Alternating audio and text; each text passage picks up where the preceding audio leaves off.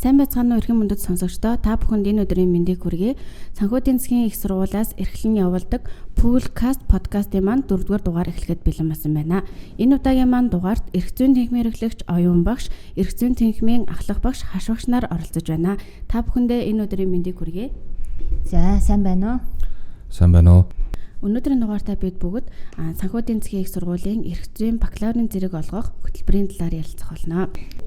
Санхүүгийн засгийн их сургууль нь эдийн засаг нэгтлэн бодох бүртгэл санхүү бизнесийн чиглэлээр мэргэжилтэн бэлтгэдэг гэж ихэнх хүмүүс бол боддог. Гэтэл санхүүгийн засгийн их сургууль маань болохоор эрх зүйн хөтөлбөртэй мэргэжилтэн бэлтгэдэг гэдгийг болохоор эцэгчүүд маань тэр олон мэдээд байдгүй. Санхүүгийн засгийн их сургуулийн эрх зүйн хөтөлбөр хизээнээс эхэлсэн талаар хэлж өгнө үү? За, баярлалаа. Тийм ээ, маш олон эцэг эхчүүд сурагчид манай сургуулийг яг өөрийн чинь хэлсэнчлэн эдийн засаг нэгтлэн бодох бүртгэл санхүү бизнесийн чиглэлээр мэргэжилтэн бэлтдэг гэж боддог. Ер нь манай сургууль бол 10 гаруй мэргэжлэр мэргэжилтэн бэлтгэж байгаагийн нэг нь эрх зүйн мэргэжил юм аа. Тэгэхээр эрх зүйн хөтөлбөрийн тухайд бид үндсэн болон олон улсын гэсэн ийм хөтөлбөр хэрэгжүүлдэг. Тэгэхээр бидний анхны хэрэгжүүлж сургалт явуулсан хөтөлбөр бол олон улсын хөтөлбөр. Хүмүүсийн хэлж занснаар хамтарсан буюу 2 дээр нэмэх 2 хөтөлбөр юм л да. За, тэгэхээр манай сургуулийн хувьд 2008 оноос эхлээд сонирхлын бүлгүүдийн хүрээнд хийсэн судалгааныхаа үндсэн дээр хятад хэлний өндөр боловсралтай төдийгүй Монголын ба хятад улсын хууль эрх зүйн орчинд ажиллах чадвартай бизнесийн чиглэлээр мэргэсэн эрх зүйч шаардлагатай байгааг бол олж тогтоосон. За, тухайн үед гадаадын хөрөнгө оруулалттай компаниудын 75% орчим хувийг хятадын хөрөнгө оруулалттай компаниуд бол эзэлж байсан. За, тиймээс бид хятад хэлний мэдлэгтэй 2 орны хууль эрх зүйн орчинг мэддэг эрх зүйчид манай нийгэмд эрэлт хэрэгцээтэй байна гэдгийг бол олж мэдсэн. За, тиймээс бүгд найрамд хотод ард улсын хамтарсан хөтөлбөр хэрэгжүүлдэг их сургуулиудын хуулийн сургуулиудыг бол судалж үзээд дайлааны их сургуулийг сонгон хамтран ажиллах гэрээ байгуулсан юм аа. За, тэгэхээр эрх зүйн хөтөлбөр буюу эрх зүйн бакалаврын зэрэг олгох сургалтыг Монгол улс болон бүгд найрамд хотод ард улсад дээд боловсралтай мэргэжилтэн бэлтгэх шаардлагад нийцүүлэн өөрийн сургууль тэнхимийн багшлах бүрэлдэхүүндээ тулгуурлан хууль эрх зүйн чиглэлээр мэргэжилтэн бэлтгэдэг ихтэй сургуулиудын сургалтын төлөвлөгөө хичээлийн хөтөлбөрийг бол судлан анхныхаа энэ эрх зүйн хөтөлбөрөө бол нээж оюутан хэлсүүлж байсан. За, тэгээд хамтарсан хөтөлбөрийн хувьд сургалтын эхний 2 жилийг санхүү эдийн засгийн их сургуульд, дараагийн 2 жилийг буюу 3-4 дугаар курстэй дайлааны их сургуульд суралцуулах байдлаар бол зохион байгуулад 2009 онд анхны эсэлтээ аваад одоогийн байдлаар 8 удаагийн төгсөлт бол хийгээд байна. За, тэгэхээр дайлааны их сургууль бол дэлхийн олон орны ихтэйд сургуультай хамтран 2 дээр нэмэх 2 хөтөлбөр хэрэгжүүлдэг. За, хэрэгжүүлж үр дүнтэй ажилдаг, далайн иргэдээр оршдог аялал жуулчлалын бүс нутаг болсон ийм үзэсгэлэнтэй сайхан хот, цаг агаарын хувьд ч гэсэн их тохиромжтой хот.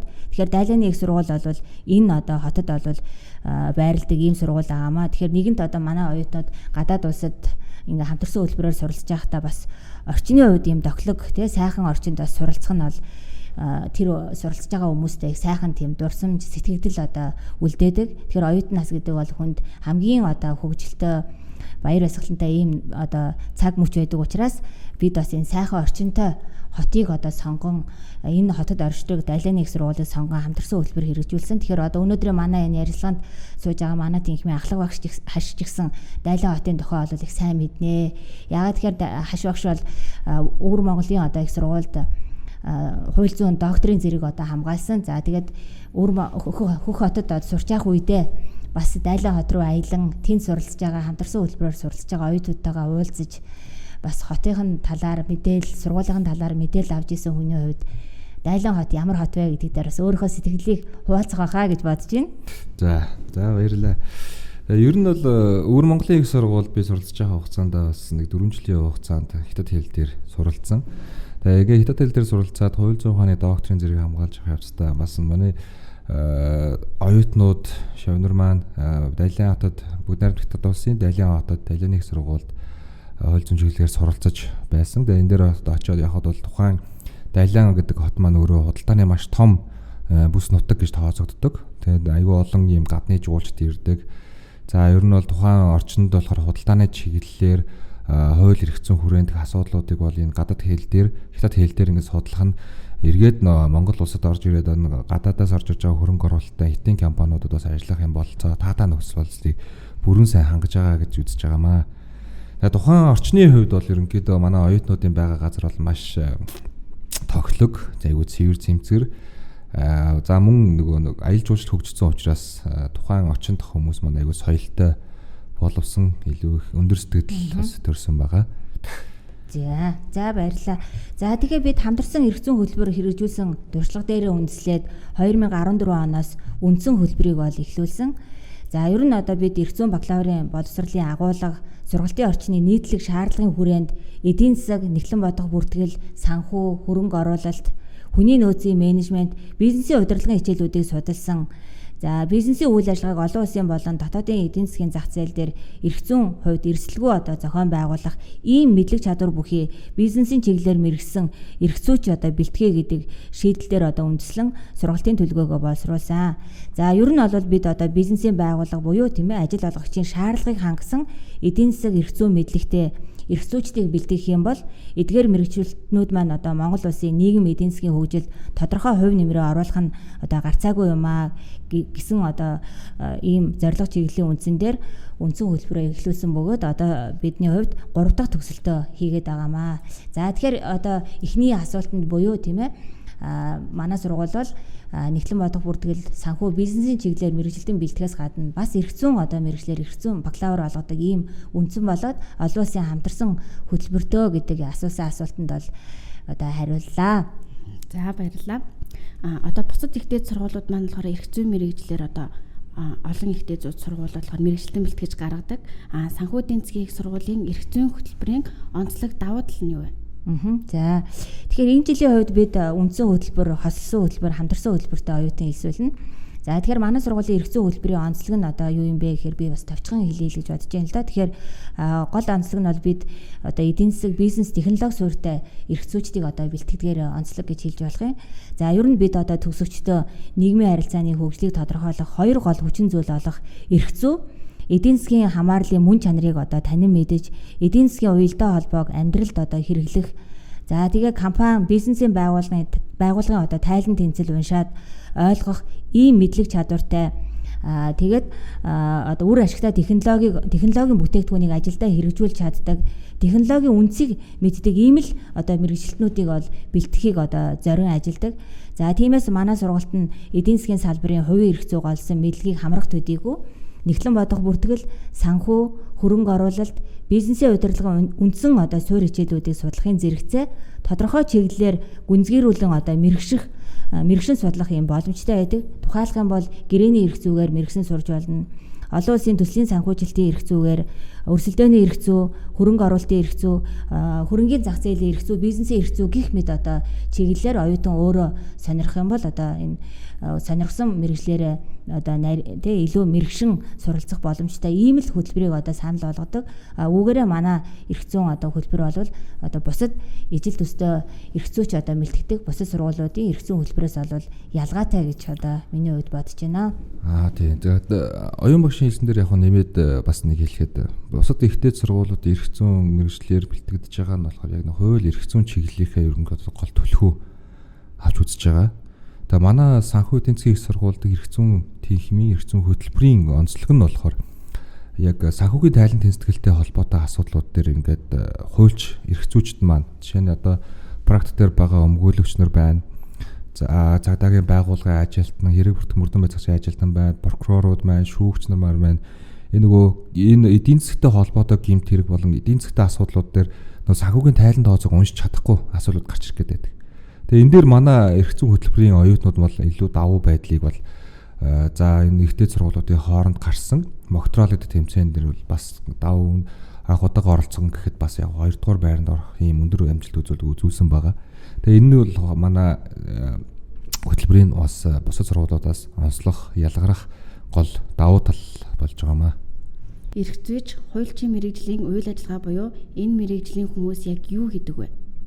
За эрх зүйч мэргэжил гэдэг эрх зүйч мэргэжилтэй байлаа гэдэг тухайн хүн маань өөрөө байгууллагуудын эрх зүйн асуудал дээр бодлогын төвшөнд за эсвэл тухайн байгууллагуудын хүрээнд байгууллага хоорондын хүрээнд эрх зүйн зохицуулалт буюу хууль хэрэглээний асуудал төр гадлуурамд гарч ирдэг. Тэгээ энэ мэргэжлийнхээ хүрээнд цаашаага өшөө нарийн мэргэжил буюу хуульч гэсэн гэрчилгээг шалган билж авдаг байгаа. Тэгээ ингээд хуульчийн гэрчилгээтэй байх юм бол тухайн хүн маань цаашаа өмгөөллийн үйл ажиллагаа явуулах боломжтой. За цагдаагийн байгууллагад орох бүрэн боломжтой. Прокурорын байгууллагад бас ороод ажиллах бүрэн боломж нээгдэж идэг. За мөн цаашлаад энэ өмгөөлөгч болон прокурор ажилласан байх юм бол цаашдаа шүүгчээр хүртэл ажиллах бас боломжууд нэгж идэг. Ер нь хуулийн салбарын бүхэл ажиллагаанд бол эрх зүйч мэргэжлийн анхны суурь байх хэрэгтэй байдаг. За тэгээд анх суурьаа авсныхаа дараа хуульчийн гэрчилгээтэй байгаа тохиолдолд босож одоо эрх зүйн чиглэлийн одоо натраад өмгөөлөгч, шүүгч, прокурор гэх мэт. За мөн цаашлаад мэргэжилтний чиглэлээр мэргэжилт дэвшлүүлсэн байх юм бол одоо гайлын байцаагч хүртэл явах боломжтой байна гэсэн үг. Одоо төрийн албанд ч ихсэн шалгуур үзүүлэлтэнд орж байгаа тохиолдолд заавал эрх зүйн мэргэжлийг бас тодорхойлон орсон байдаг л да. За тэгэхээр сая бол хашаагч нөгөө ажлын байр тал дээр нь ярьлаа. Тэгэхээр ер нь бол хуульчийн мэргэжлийн үйл ажиллагааны төрлийн талаар бол асуулаа гэж ойлгож байна. Тэгэхээр 2013 оны 4-р сарын 15-ны өдрөөс эхлэн дагаж мөрдөгдсөн хуульчийн эрх зүйн байдлын тухай хууль бол байдаг. Тэгэхээр энэ хуулийн 24-р зүйлд хуульчийн мэргэжлийн үйл ажиллагааны төрлийг бол зааж өгсөн байдаг. За тэгэхээр хуульч бол ер нь одоо ямар ажлууд хийдэм бэ? Ямар мэргэжлийн үйл ажиллагаа эрхэлдэм бэ гэдгийг энэ хуулинд бол зааж өгсөн байна л да. Тэгэхээр хууль зүйн асуудлаар амар болон бичгээр лавлгаа зөвлөгөө өгөх ажлыг хийдэг. Хууль зүйн ач холбогд бүхий баримтчгийн их боловсруулах, хянан батлах, иргэн хуулийн этгээдийн хүсэлтээр хууль тогтоомжид заасан хууль зүйн тусалцаа үзүүлэх тийм ээ. Сая бол одоо хашаах шиг хууль зүйн тусалцаа үзүүлэх тал дээр нь бас дурдаад ингээ хэллээ тийм ээ. За тэгээ хууль зүйн тусалцаа үзүүлэхээс гадна одоо иргэд хуулийн этгээдийн эрх, хууль ёсны ашиг сонирхлыг зохих байгууллагад төлөөлөх, нэхэмжлэл хүсэлтийг шийдвэрлэх, хохирол одоо барагдуулахад чиглэсэн одоо аливаа зөвшөлдсөх, эвлэрүүлэх үйл ажиллагаа явуулах, шүүхэд маргаан хянан шийдвэрлэх ажиллагаанд үйлчлүүлэгчийн эрх, хууль ёсны ашиг сонирхлыг төлөөлөх, өмгөөлөгчөөр оролцох гэх мэт ийм одоо олон мэргэжлийн үйл ажиллагааны төрлийг бол хуульчлан одоо зааж өгсөн байдаг. За харин ажлын байрны хувьд гэвэл тийм ээ. Тэгэхээр ажлын байрны хувьд одоо манай төгсөгчдийн хувьд төгсөгчдийнхөө одоо ажил эрхлэлтийн байдлаас ингээ хараад ямар одоо ажлууд эрхэлж байна гэдгийг хэлэх юм бол бизнесийн байгууллагын хуулийн зөвлөх хийж гин, гэрээний хуульч нар одоо хийж гин. За мөн гадаадын хөрөнгө оруулалттай компанид одоо хуулийн зөвлөх хийж байгаа бас төгсөгч нар маань төр засаг захиргааны байгууллагын хуулийн одоо мэргэжилтэн бүх шатны шүүх, прокурор, цагдаагийн байгууллагын ажилтан тий. За өмгөөлийн нөхөрлөлд хуульч, өмгөөлөгчийн туслах, мөн хууль зүйн салбарын эрдэм шинжилгээ судалгааны ажилтан гих мэт ийм одоо олон ажил албан тушаал дээр бол манай төгсөгчид ажиллаж байгаа. За ер нь эрх зүйн салбарын чиг хандлага эрх зүйчдээс ер нь ямар мэдлэг чадварыг шаарддаг вэ?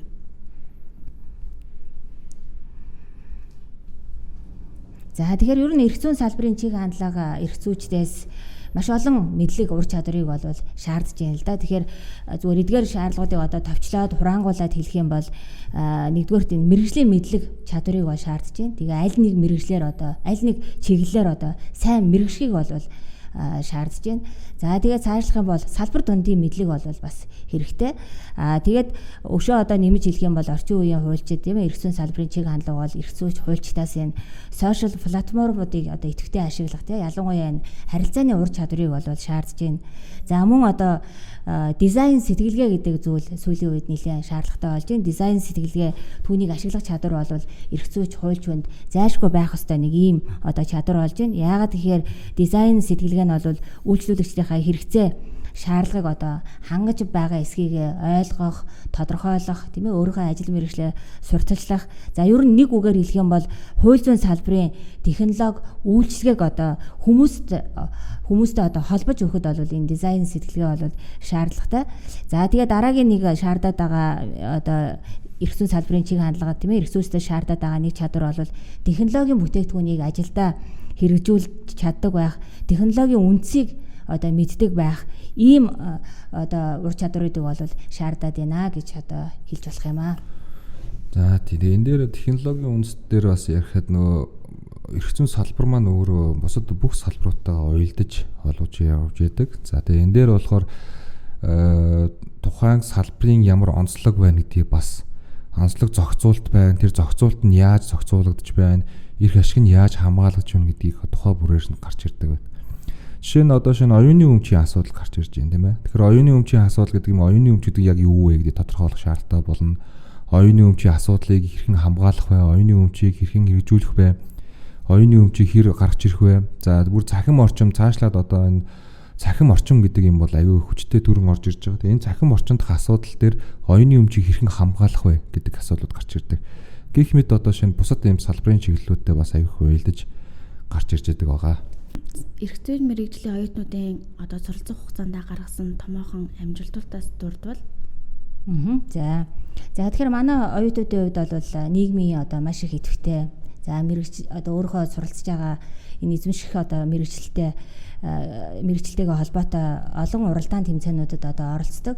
За тэгээ тэр бүгдээс томхныг нь одоо дурдах юм бол 2018 онд хууль зүйн ихтэй сургуулиудын дунд зохион байгуулагддаг Монголын хуульчтай холбооны ерөнхийлөгчийн нэрэмжит Моктрал гэдэг одоо тэмцээн байдаг. Энэ бол одоо манай салбарын хувьд манай мэрэгчлэр суралцж байгаа оюутнуудын хувьд бол одоо хамгийн том уралдаан тэмцээн гэж хэлж болно.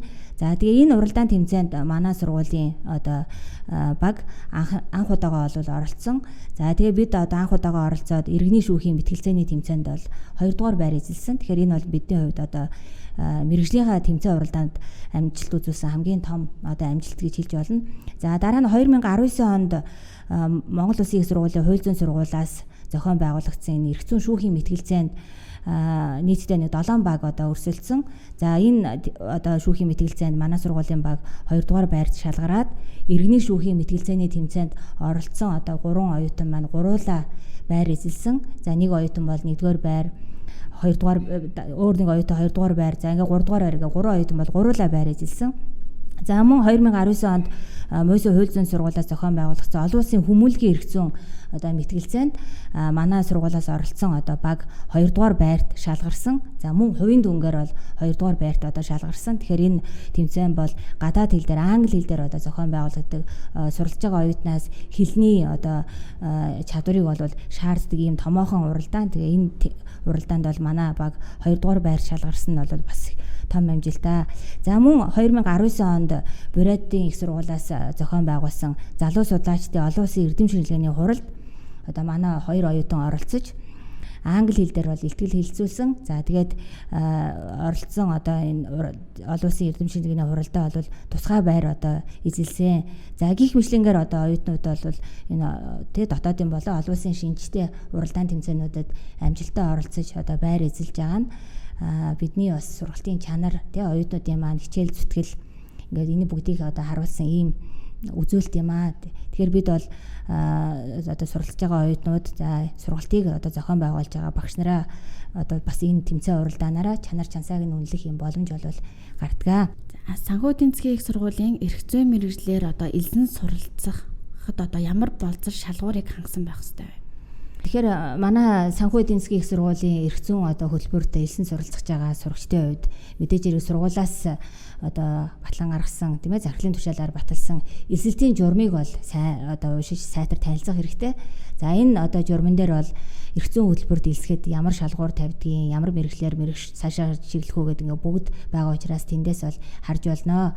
За ер нь бол манай хөтөлбөрт одоо элсхийн тулд бүрэн дунд боловсралтай байх ёстой. Ингээд яшин шалгалт буюу элсэлтийн ерөнхий шалгалт өгөөд нийгмийн тухай мэдлэг, математикийн одоо хичээл дээр аль нэгэн дээр нь 620 болоод түүнээс дээш оноо авсан энэ болцлыг хангасан бүх элсэгчид бол энэ хөтөлбөрт одоо элсэн суралцахад нээлттэй. За оюун багш маань болохоор сая эрх зүйн хөтөлбөрт элсэж орох шалгуур болцлын тухай хэллээ. Хашгирч маань болохоор одоо ерөнхий боловсролын сургуулийн 12 дугаар анги төгсөж байгаа одоо элсэгчтэй зориулж юу гэж хэлмээр байна? За тэгээ ерөнхий боловсрол сургуулаа төгсөөд 10 жилийн босгоод аваад их сургуулийн алтан босгод авах гэж байгаа та бүхэнд юу ч хийсэн урьдчилаад баяр хүргэчээ. За та бүхэн амьдралын гараанд гарах гэж байгаа учраас өөрсдийнхөө мэргэжлийг зөв сонгох, ирээдүйн цаашдын амьдралыг чинь гол түлхүүр зам болох юм байнамаа. Тэгээ ер нь бол эрх зүйн мэргэжил гэдэг бол одоо нийгэмд бүхий л салбарт орж идэг. Бидний өдөр тутмын амьдралд байнгын эрх зүйн харилцаа, хууль эрх зүйн зөвлөгөөх, хууль эрх зүйн асуудлууд бүгд тулгарч идэг. Энэ асуудлуудыг бол та нар өөрсдөө зайлшгүй судалж мэдэх шаардлага бий болдог. Тэгэхээр энэ мэргэжлийг эрх зүйн мэргэжлийг сонгосноор та бүгд бол энэ эрх зүйн харилцаа буюу нийгмийн харилцаанд зайлшгүй оролцох үйл ажиллагаанд өөрсдийнхөө эрх ашгийг яаж хамгаалах вэ? За бусдын эрх ашгийг яаж хамгаалах вэ? За цаашлаад бусдын амьд явах эрхтэй холбоотой, бусдын эрх ашгийг хамгаалахтай холбоотой ийм хүнлэг сайхан ийм мэргэжлийн нэг хэлбэр байгаамаа. За ингээд та бүхэндээ санхүү эдийн засгийн сургуулийг сонгож орж ирээрэй гэж хүсэж байна. За энэ маань болохоор бусад ихтэй сургуулиудын хууль эрх зүйн салбаруудаас онцлог ялгарх шинж нь болохоор эдийн засгийн бизнесийн ухааны суур мэдлгүүд авчдаг учраас бас илүү давуу олзуурхштай гэж болно. За ингээд та бүхэндээ амжилт хүсье. За энэ удаагийн дугаараа маань урилгыг хүлээн авч оролцсон эрх зүйн тэнхимийн эрхлэгч Оюун багш болон ахлах багш хашаагч нартай баярлалаа.